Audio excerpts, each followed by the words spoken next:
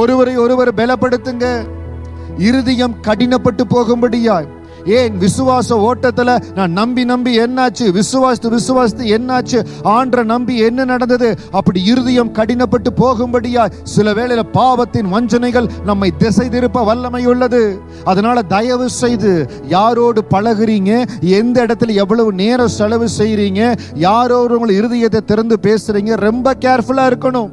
எந்த இடத்துல ஆவியானவர் உங்களுக்கு உணர்த்துகிறாரோ விலகிருங்க. இல்லாவிட்டால் பாவத்தின் வஞ்சனை உங்கள் ஆவிக்குரிய வாழ்க்கையை தொடும், உங்க ஓட்டத்தினுடைய வேகத்தை குறைக்கும்.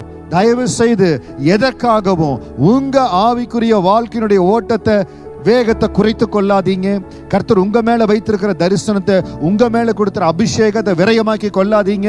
தேவன் கொடுத்திருக்கிற இந்த ஒரு வாழ்க்கையில அப்பாவுக்கு சாட்சியாய் வாழ்ந்து எல்லாவற்றிலும் மகிமையை ஓடும்படியாய் கர்த்தர் சமூகத்தில் ஒப்பு கொடுங்க.